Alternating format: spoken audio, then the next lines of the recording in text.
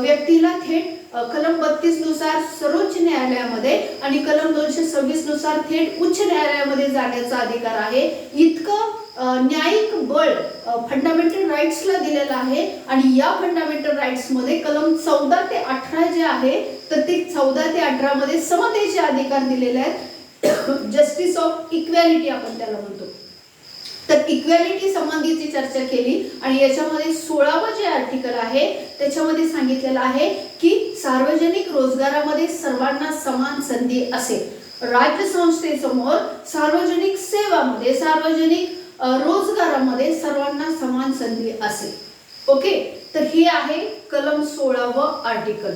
याच्यामध्ये 16(1), 16(2), 16(3), 4, 5, 6 अशा पद्धतीने 6 आर्टिकल्सची चर्चा त्यांनी ऍड केलेलं आपल्याला दिसतं. नंतर मग याच्यामध्ये काय काय येतं तर 16(1) मध्ये सार्वजनिक रोजगार निर्माण करायचा आहे आणि त्याच्यामध्ये सगळ्यांना समान संधी द्यायची राज्य संस्थेने. आता प्रश्न येतो राज्य संस्था म्हणजे कोण. आपल्या सगळ्याला माहिती आहे राज्य संस्था आपण कलम 12 मध्ये डिस्कस केली आहे. तुम्हाला माहिती नसेल तर मूलभूत अधिकारांचा जो व्हिडिओ आहे तो बघून घ्या, आपण अपलोड केलेला आहे. तर काय आहे कलम 12 मध्ये राज्य संस्थेमध्ये संसद येते, विधानमंडळ येतं, त्यानंतर स्थानिक स्वराज्य संस्था येतात. अशा सर्व संस्था ज्यांना केंद्र सरकारचं किंवा राज्य सरकारचं काय आहे आर्थिक पाठबळ आहे किंवा त्यांच्या त्या संस्था आहेत आणि सर्व सरकारी पद. तर हे सगळं कशामध्ये येतं तर कलम 12च्या राज्यसंस्थेच्या व्याख्येमध्ये येतं. हे मी डिस्कस केलेलं आहे, बरोबर आहे. मग त्यालाच आपण काय म्हणतो राज्य संस्था म्हणतो. आणि ही जी राज्य संस्था आहे ही राज्य संस्थेच्या समोर काय असेल तर सगळेजण जेव्हा ती रोजगार निर्मिती करेल त्यावेळेस सगळ्यांना समान संधी असेल. हे 16(1) सांगतो. 16(2) मध्ये काय सांगितलेलं आहे या ठिकाणी आपण बघतो. इथे 1, 2, 3, 4 ची मी चर्चा करते. 16(2) मध्ये सांगितलेलं आहे की कोणत्याही नागरिकाला धर्म, जात, लिंग, वंश, जन्मस्थान या आधारे रोजगार देताना राज्य संस्था भेदभाव करणार नाही. 16(2). ओके, हे 15च आपल्याला दिसतं की इथे पुनरावृत्ती झालेली आहे, पण ही रोजगाराशी संबंधित आहे, बरोबर आहे. आपण 14, 15 पाहिलेलं आहे त्या व्हिडिओमध्ये. तर धर्म, जात, लिंग, वंश, जन्मस्थान या आधारे राज्य संस्था कुणामध्ये रोजगार देताना भेदभाव करणार नाही. 3 सुद्धा त्याला अटॅचच असलेलं आपल्याला दिसतं. मग 4 कडे येऊयात. विशेषत्वाने 16(4) मध्ये जो समाज सामाजिक आणि राजकीय दृष्ट्या मागासलेला आहे त्या समाजाला विकासाच्या मुख्य प्रवाहात आणण्यासाठीची तरतूद 16(4) या कलमाच्या अंतर्गत केलेली आपल्याला दिसते. सामाजिक आणि राजकीय दृष्ट्या विकासापासून दूर आहे, वंचित आहे असा जो मागास समाज आहे, मग ते कोण होतं 5000 वर्षापासूनचा अनुसूचित जाती ज्याला आपण शेड्यूल कास्ट म्हणतो आणि अनुसूचित जमाती जे वनांमध्ये जंगलांमध्ये राहतात आदिवासी ज्यांना आपण शेड्यूल ट्राइब्स म्हणतो. अनुसूचित जाती आणि अनुसूचित जमाती यांना विकासाच्या मुख्य प्रवाहामध्ये आणण्यासाठी सामाजिक त्यांचे जे दुबळेपण आहे ते कमी करण्यासाठी, नष्ट करण्यासाठी, इक्वॅलिटी त्यांच्यामध्ये प्रस्थापित करण्यासाठी आणि त्यामुळे आणि राजकीय जी त्यांची वंचितता आहे अधिकाराची तर ती देण्यासाठी आणि त्याचबरोबर नोकरी जी आहे त्या नोकरी किंवा शिक्षणामध्ये आरक्षण देऊन त्यांना एक व्यक्तीचा म्हणजे प्रतिष्ठापूर्ण जीवन जगण्यासाठी ज्या गोष्टी लागतात त्या कमवण्यासाठी, मिळवण्यासाठी, त्यांना सक्षम करण्यासाठी या कलम 16(4) इथे अंतर्भाव केलेला आपल्याला दिसतो. सुरुवातीला अशी चर्चा झाली की हे जे आहे आरक्षण हे अनुसूचित जाती जमातीसाठीचे जे आहे तर ते 70 वर्षापर्यंत वगैरे किंवा 150 वर्षापर्यंत द्यायला पाहिजे, कारण वर्षानुवर्षापासून पिचलेला समाज आहे, विकासाच्या मुख्य प्रवाहात येण्यामध्ये त्याला अडचणी येऊ शकतात. म्हणून मग 334 जे कलम आहे त्याच्यामध्ये 70 वर्षापर्यंतची तरतूद आहे की संविधान सुरू झाल्यापासून 70 वर्षापर्यंत आरक्षणाची तरतूद ठेवायची. नंतर राज्य संस्था ठरवेल की जर समाज हा प्रवाहापासून दूर असेल तर वाढवेल, नसेल तर तिथे स्टॉप करण्यात येईल. तर अशा पद्धतीची तरतूद आहे. म्हणजे 2020 ला 70 वर्ष पूर्ण झाली होती बऱ्यापैकी ठरल्याप्रमाणे 334च्या कलमानुसार. तर अशा पद्धतीनं या गोष्टी आपल्याला दिसतात. परंतु शेवटी असं एकमत झालं डॉक्टर बाबासाहेब आंबेडकर आणि त्यांचं जे मसुदा समितीचे जे मेंबर्स होते त्या सगळ्यांनी असं ठरवलं की ठीक आहे, आपण अनुसूचित जाती जमाती या घटकांना 10 वर्षासाठीचं आरक्षण करू. दर 10 वर्षांनी ते नवीन पद्धतीनं रिन्यू करण्यात येईल, जोपर्यंत हा समाज सक्षम होत नाही. हे 16/4चं असलेलं आपल्याला दिसतं. कळालं सगळ्यांना? 16/4. 16/5/6 मध्ये याच संबंधी गोष्टी आहेत की एखाद्या मुद्द्याला धरून जर एखादा समाज वंचित राहत असेल या संबंधीचा, म्हणजे अनुसूचित जाती जमाती, तर एखादा क्रायटेरिया जो धर्म निवासाचा, विशेष करून धर्म, जात, लिंग, वंश, जन्मस्थान हे जे आहे त्याच्यामध्ये निवासाचा वगैरे एखादा जर इश्यू, जर प्रॉब्लेम क्रिएट करत असेल तर त्या संबंधीचं एखादा कायदा करण्याचा राज्य संस्थेला अधिकार आहे. तिथे कुणी प्रतिबंध करणार नाही की कायदा त्यांच्यासाठी सेपरेट का केला म्हणून. बरोबर आहे? तर ते 16/5/6 मध्ये सांगितलेलं आहे की राज्य संस्था यांच्या विकासासाठी जर कायदे करायची गरज असेल तर कायदा करू शकते नोकऱ्यांमध्ये. मग नोकऱ्यांमध्ये आता हे आरक्षण 3 प्रकारचं आता सांगितलं मी तुम्हाला. या ठिकाणी दिसतंय तुम्हाला की एक तर राजकीय प्रतिनिधित्वाचं आरक्षण आहे, दुसरं आहे या ठिकाणी शैक्षणिक आरक्षण आहे, आणि तिसरं जे आरक्षण आहे ते नोकरी संबंधीचं आरक्षण आहे. बरोबर आहे? 3 ठिकाणचं आरक्षण आहे, 3 गोष्टीचं. आणि विशेष करून याच्यामध्ये आपल्याला दिसतं की हे आरक्षण आहे हे सामाजिक आणि राजकीय दृष्ट्या वंचिततेला केंद्रीभूत ठेवून देण्यात आलेलं आरक्षण आहे. ओके, लक्षात राहील. तर हे जे राजकीय आरक्षणाची जर पार्श्वभूमी थोडक्यात मी सांगायची म्हटली तर आपल्याला इथे गोलमेज परिषद आणि पुणे करार, जातीय निवाडा पुणे करार याची चर्चा करावी लागते.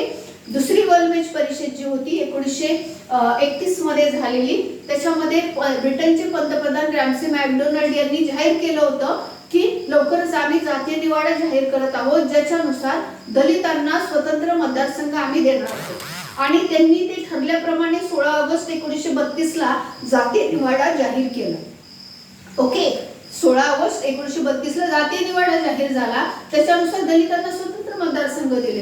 परंतु महात्मा गांधींना हे योग्य वाटलं नाही, आवडलं नाही आणि त्यांनी उपोषण केलं. येरवड्यामध्ये उपोषण झालं. 5-6 दिवसाच्या उपोषणानंतर डॉक्टर बाबासाहेब आंबेडकर आणि गांधीजींमध्ये एक मिलाप झालेला आपल्याला दिसतो, कॉम्प्रोमाइज झालेला दिसतो. याला पुणे करार म्हणतात. आणि पुणे करारामध्ये असं ठरलं की जो दलित समाज आहे तो हिंदू समाजापासून दूरचा नाहीये, हिंदू समाजाचं अभिन्न अंग आहे असं गांधीजींचं म्हणणं होतं. त्यामुळे स्वतंत्र मतदारसंघ नाही तर राखीव जागांवरती ऍडजस्टमेंट झालेलं आपल्याला दिसतं. केंद्रीय कायदे मंडळामध्ये एकूण जागांच्या काँग्रेसच्या 19% ज्या जागा आहेत त्या राखीव ठेवण्यात आल्या दलितांसाठी, आणि प्रांतांमध्ये 148 जागा राखीव ठेवण्यात आल्या दलितांसाठी. तर हे आपण तिथं पाहिलेलं आहे इतिहासामध्ये. तर याच्यातनं हे राजकीय आरक्षणाची तरतूद 16/4 मध्ये आलेली आपल्याला दिसते. ही याची पार्श्वभूमी आहे. दुसरं आहे शिक्षणामधलं आरक्षण. शिक्षणामध्ये अनुसूचित जाती अनुसूचित जमाती संबंधीचं आरक्षण. आणि तिसरं आहे नोकरीमध्ये आणि पदोन्नतीमध्ये आरक्षण. तर ते सुद्धा दिलेलं आपल्याला दिसतं. तर अशा रीतीने हे आरक्षण ही तरतूद या ठिकाणी केलेली आहे. आता थोडंसं पुढे जाऊयात. कलम 330 पासून 340 पर्यंतचं. तर 330 ते 40 मध्ये सुद्धा याच गोष्टी आपल्याला दिसतात. अनुसूचित जाती, अनुसूचित जमाती, आंग्ल भारतीय, अँग्लो इंडियन्स म्हणतो, आणि जे मागास समाज आहे त्यांच्या संबंधीचा आरक्षणाची तरतूद 30 पासून 40 पर्यंत, 330 ते कलम 340 पर्यंत चर्चा केलेली आहे. या संबंधी आयोग स्थापन करण्याचा सुद्धा राज्य संस्थेला अधिकार आहे. म्हणजे एखादा समाज सामाजिक आणि राजकीय दृष्ट्या वंचित आहे का नाही हे ठरवण्यासाठी मागासवर्गीय आयोग स्थापन करण्यात येईल, आणि ते केलेला पण आहे. म्हणजे जोपर्यंत मागासवर्गीय आयोग एखाद्या समाजाला सामाजिक किंवा राजकीय दृष्ट्या वंचित किंवा त्या सगळ्या सुविधांपासून दूर, वंचितता त्याची दाखवत नाही एखाद्या समाजाला, तोपर्यंत राज्य संस्था आरक्षणाचा विचार करत नाही. म्हणजे पहिली नीड काय येते तर संबंधित समाज हा सामाजिक आणि राजकीय दृष्ट्या वंचित आहे का, त्याची मूलभूत गरजांची पूर्तता म्हणा. आता राजकीय आरक्षण कुठे आहे? एक तर लोकसभेमध्ये आहे आणि राज्य विधानसभामध्ये आहे. बरोबर आहे. आणि स्थानिक स्वराज्य संस्थांमध्ये आहे. राज्यसभेमध्ये आणि विधान परिषदेमध्ये आरक्षणाची राजकीय तरतूद नाही. लक्षात घ्यायची गोष्ट आहे. बरोबर आहे. तर त्याच्यामुळे हे जे आरक्षण आहे तर ह्या आरक्षण देण्याची गरज आहे का? सामाजिक दृष्ट्या हा समाज मागासलेला आहे का? हे सगळं कोण ठरवतं? तर मागासवर्गीय आयोग जे आहेत हे स्थापन झालेले 300 जवळजवळ 34च्या पुढे आपल्याला हे आयोगांची स्थापना दिसते. तर हे आयोग ठरवतात, संबंधित रिपोर्ट सादर करतात राज्यसंस्थेकडे आणि मग संबंधित राज्याची राज्यसंस्था असेल, केंद्राची राज्यसंस्था असेल तर ती संबंधित समाजाला आरक्षणासंबंधीचा ग्रीन सिग्नल देत असते. बरोबर आहे ना. तर याच्यामध्ये नाही राज्यसंस्थेनं दिला तर समाज काय करतो, याचिका दाखल करते न्यायालयामध्ये जाता येतं. समजा आपण बघितलं मराठा आरक्षणाचा इश्यू आपण गेल्या 2-3 वर्षापासून पाहतोय, तर न्यायालयामध्ये आपली बाजू हे लोक, हा समाज कोणताही समाज असेल तो मांडतो. आता समजा धनगर आरक्षण आहे, मराठा आरक्षण आहे, सध्याला मुस्लिमांचं आरक्षण आहे, ओबीसीचं आरक्षण आहे, हे सगळं काय तर राज्यसंस्थेने नाही दिलं तर मग आम्ही न्यायालयामध्ये याचिका दाखल करणार की हो आम्ही मागासलेलो आहोत, आम्हाला आरक्षणाची गरज आहे. हे आरक्षण कोणतं आहे? हे राजकीय आरक्षण आहे, हे नोकऱ्यांमधलं आरक्षण आहे आणि हे शैक्षणिक आरक्षण आहे. ही गोष्ट आपण डोक्यात घ्यायला पाहिजे. ह्याच 3 प्रकारचं आरक्षण याच्यामध्ये दिलेलं आहे आणि त्याच आरक्षणासाठी सध्याची भांडणं सुरू आहेत की आम्हाला नोकऱ्यांमध्ये आरक्षण पाहिजे, आम्हाला शिक्षणामध्ये आरक्षण पाहिजे आणि आम्हाला राजकीय प्रतिनिधित्वामध्ये सुद्धा आरक्षण पाहिजे. तर अशा रीतीने ह्या आरक्षणासंबंधीची ही प्रोसेस आहे. म्हणजे 16(4) विशेष करून अनुसूचित जाती, अनुसूचित जमाती या संबंधीचा आहे. राज्यसंस्थेला तो अधिकार आहे, परंतु मागासवर्गीय आयोग स्थापन करून संबंधित आयोगाने दिलेल्या शिफारशीनुसार हा समाज किती % मुख्य प्रवाहात आला हे पण बघितलं जातं. दर 10 वर्षांनी रिन्युएबल आहे, हे दर 10 वर्षांनी ही मुदत वाढवली जाते, अजूनही वाढवली जात आहेच. हे एक महत्त्वाचं 16(4) मधलं आहे, लक्षात घ्या. आणि अशा पद्धतीनं बाकीच्या समाजाच्या आरक्षणाची मागणी जरी केली बाकीच्या समाजानं तरी संविधानकर्त्यांनी सांगितलंय की 50% पेक्षा जास्त आरक्षण देता कामा नये. जर 50%च्या पुढे जात असेल तर सर्वोच्च न्यायालय याच्यामध्ये इंटरफिअर करेल. ओके, तमिळनाडूचा इश्यू सोडला तर बाकीच्या कोणत्याही स्टेटमध्ये 50% पेक्षा जास्त आरक्षण नाही. महाराष्ट्रामध्ये 2% जास्त झालेलं आहे, 52% आरक्षण आहे महाराष्ट्रामध्ये. तर अशा पद्धतीने आता जर ह्या बाकीच्या समाजांना आरक्षण द्यायचं म्हटलं तर आरक्षण 67-70% जात आहे. आणि ही जी काही घटनेची चौकट आहे त्या चौकटीला दिला जाणारा छेद आपल्याला दिसतो.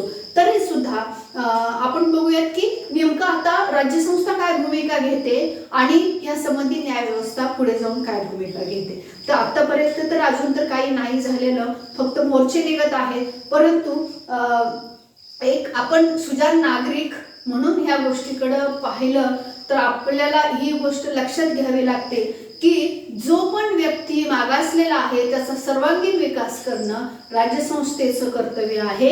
आणि त्याच्यामुळे त्याच्या सर्वांगीण विकासामध्ये मग त्याला जे अधिकार हवे आहेत त्यातले अधिकार किंवा ते अधिकार आपण म्हणूयात नोकरीमध्ये आणि शिक्षणामध्ये तर त्या अधिकारांची नितांत आवश्यकता आहे. तर त्यामुळे आरक्षणाचा विचार पॉझिटिव्हली होणं सुद्धा गरजेचं आहे. राजकीय प्रतिनिधित्वाचा एक थोडासा बाजूला विषय ठेवला तरी नोकरी आणि शिक्षण ह्याच्यामध्ये आरक्षणाची खरंच बऱ्याच समाजातील घटकांना गरज आहे आणि राज्यसंस्थेने यासंबंधी पॉझिटिव्ह विचार करणं सुद्धा गरजेचं आहे. परंतु सगळ्या नियमांच्या, अटींच्या, संविधानाच्या चौकटीच्या आत राहून हा विचार होणं गरजेचं आहे आणि सगळ्याला एक समताधिष्ठित समाज निर्माण करणं, समाजामध्ये विकासाची गंगा दारापर्यंत पोहोचवणं राज्यसंस्थेचं कर्तव्य आहे. त्याच्यामुळे राज्यसंस्थेने अत्यंत डोळसपणाने निपक्षपातीपणाने ह्या गोष्टीकडे बघणं आणि प्रत्येक समाजाला योग्य तो न्याय देणं गरजेचं आहे. विचार विनिमय करून, आयोग स्थापन करून, समित्या स्थापन करून, तर अशा पद्धतीने राज्यसंस्थेची भूमिका अपेक्षित आहे. परंतु आजची जी भूमिका दिसते आहे ती थोडीशी राजकीयकरणाकडे वळलेली आपल्याला दिसते. परंतु काही हरकत नाही, शेवटी समाजाच्या हातामध्ये बाबासाहेबांनी एक शस्त्र दिलेलं आहे आणि ते म्हणजे मताचं शस्त्र दिलेलं आहे. बरोबर आहे ना. सगळं जे चाललं आहे ते मतासाठी चाललेलं आहे. तर असो, ते झाली राजकीय गोष्ट. परंतु इथे मी एवढंच सांगेल तुम्हाला की जो समाज वंचित आहे विकासापासून दूर आहे, तर त्या समाजासाठी राज्यसंस्थेने अत्यंत संवेदनशीलतेने विचार करणं अपेक्षित आहे. ओके, तर अशा रीतीने आरक्षणासंबंधी जर आपण विचार केला तर 16व कलम आहे. 16 1 2 3 4 5 6 आहे. त्यानंतर कलम 330 ते 340 पर्यंत SC ST and Anglo Indians यांच्या संबंधीची चर्चा आहे. मागासवर्गीय आयोगाच्या स्थापनेची चर्चा आहे. मागासवर्गीय आयोगाचे जो रोल आहे तो खूप डिसाइडिंग आहे. ते ठरवत असते की संबंधित समाज मागासलेला आहे का नाही, राजकीय दृष्ट्या, शैक्षणिक दृष्ट्या. ओके, आणि हे आरक्षण फक्त 3 प्रकारचं आहे, राजकीय, शैक्षणिक आणि नोकऱ्यांमध्ये. बाकीचं याच्यामध्ये काही गोष्टी बऱ्यापैकी येत नाहीत. बरोबर आहे, कारण ती इक्वॅलिटीला आपण बघतो की 17 मध्ये तर दिलेलंच आहे अस्पृश्यता बंदी. बरोबर आहे, तर ते त्यातनं तर ते घडलेलंच आहे. पण 16चा विचार केला तर ह्याच गोष्टी आपल्याला दिसतात. आणि अशा रीतीने ह्या आरक्षणाची तरतूद या ठिकाणी केलेली आहे डॉक्टर बाबासाहेब आंबेडकर आणि त्यांच्या मसुदा समितीने. आणि आता ह्याचेच विविध कांगोरे आपल्याला समोर आलेले दिसतात. तर ह्याच्याकडे आपण एक सुजाण नागरिक म्हणून डोळसपणाने पाहणं गरजेचं आहे. कारण हे कल्याणकारी राज्य आहे आणि कल्याणकारी राज्याची संकल्पनाच कलम 38 मध्ये दिलेला आहे, व्याख्याच दिलेली आहे की विकासाची गंगा दारादारापर्यंत पोहोचवणं कोणत्याही व्यक्ती किंवा समाजाला, व्यक्तीला सामाजिक, आर्थिक, राजकीय जे काही प्रवाह आहे त्याच्यापासून वंचित ठेवायचं नाही. प्रत्येकाच्या हातामध्ये मूलभूत अधिकाराचं शस्त्र संविधानकर्त्याने दिलेलं आहे. त्याच्यामुळे विकास होण्याचा प्रत्येकाचा अधिकार आहे आणि तो झालाच पाहिजे. सर्वांगीण विकास व्हायलाच पाहिजे. कलम 21ला न्याय मिळालाच पाहिजे जीविताच्या अधिकाराला. ओके, तर अशा पद्धतीनं आरक्षण हे कलम 21शी सुद्धा संबंधित आहे, जीविताच्या अधिकारासंबंधी. तर ही गोष्ट क्लिअर असू द्या. आपण जे आता डिस्कस केलेलं आहे तर ह्या अनुषंगानेच आरक्षणाचा एकाच ह्या केंद्राभोवती सगळ्या गोष्टी फिरतायत. 16च्या भोवती, 16(4)च्या भोवती आणि 16व्या कलमाच्या भोवती. मग ते कलम 21शी अटॅचमेंट याची असू द्या किंवा 330 340 पर्यंतचे अटॅचमेंट असू द्या, कुठेही असू द्या, हे सगळं फिरतं आहे कुठे, तर 16च्या भोवती फिरत आहे, कलम 16च्या. ओके, आणि आरक्षण फक्त राजकीय, नोकरी आणि शैक्षणिक हेच आहे. आता थोडंसं येऊया परवा झालेलं बिल, नारी शक्ती वंदन बिल जे आहे, महिलांसाठीच आरक्षणाची तरतूद केलेली आहे. 20 सप्टेंबर 2023ला नारी शक्ती वंदन बिल पास झालेलं आहे आणि महिलांना 33% आरक्षण बिल पास झालेलं आहे. 454 मतांनी लोकसभेमध्ये मंजूर झालेला आहे. कायदा मंत्री जे मेघवाल आहेत त्यांनी ते प्रेझेंट केलेलं होतं आणि अशा पद्धतीनं ते मंजूर झालेलं आहे. लोकसभेमध्ये चर्चेसाठी आलेलं आहे आणि लोकसभेमध्ये साहजिक आहे त्याला मंजुरी मिळणारच आहे. तर अशा रीतीने ही 128वी घटना दुरुस्ती आहे. महिलांना कुठे आरक्षण, हे सुद्धा राजकीय आरक्षण आहे, लक्षात घ्या. 1 लोकसभेमध्ये आरक्षण आणि 2 राज्य विधानसभांमध्ये आणि दिल्ली विधानसभामध्ये हे आरक्षण जे आहे, ही आरक्षण महिलांना 33% आरक्षणाची तरतूद या ठिकाणी केलेली आहे. महिलांचं सक्षमीकरण करणं, सबलीकरण करणं, महिलांचं सशक्तीकरण करणं, त्याच्यासाठी मोदी सरकारने उचललेलं महत्त्वाचं हे पाऊल आहे. आणि या संबंधीचं अजून जर याच्यामध्ये बघायचं म्हटलं तर स्थानिक स्वराज्य संस्थांमध्ये महिलांना 33%चं आरक्षण ऑलरेडी दिलेलं आहे. स्थानिक स्वराज्य संस्थांमध्ये हे फक्त आता लोकसभा आणि विधानसभाच राहिलं होतं, ते पण आता पूर्ण मोदी सरकारने केलेलं आहे. आणि स्थानिक स्वराज्य संस्थापासून आता लोकसभेपर्यंत सगळीकडे आता महिलांना 33% आरक्षण झालेलं. महिलांचा जास्तीत जास्त राजकीय सहभाग वाढवण्याचा हा प्रयत्न असलेला आपल्याला दिसतो. तर ही एक महत्त्वाची गोष्ट सध्या करंट टच आहे हा आरक्षणासंबंधीचा. तर एकंदरीत ही सगळी आपण चर्चा केलेली आहे. आणि ह्या महिला आरक्षणासंबंधी एक नाव जे आहे गीता मुखर्जी यांचं, ते सुद्धा आपल्याला माहिती पाहिजे. पश्चिम बंगालमधल्या त्या खासदार होत्या काँग्रेसच्या. आणि 1980 पासून ते 2000 पर्यंत जो 20 वर्ष महिला आरक्षणासंबंधीचं त्यांनी लढा दिलेला आपल्याला दिसतो. त्यामुळे त्यांचं एक नाव आपल्याला परीक्षेच्या दृष्टीनं ध्यानात घ्यायला पाहिजे. तर अशा पद्धतीनं आज ते सक्सेस झालं तब्बल 23 वर्षानंतर. बरोबर आहे, महिलांचं आरक्षण कुठे कुठे, लोकसभा, विधानसभा आणि दिल्ली विधानसभा या ठिकाणी. ओके, हे राजकीय आरक्षण आहे. तर अशा पद्धतीने एकंदरीत हे राजकीय, शैक्षणिक आणि नोकरी संबंधीचे आरक्षणाचं वाद आहे. जे चाललंय वादळ जिकडं तिकडं, हे सगळं ह्याच्याशीच संबंधित आहे. सामाजिक वगैरे या बाकीच्या गोष्टी नाही आहेत इथे.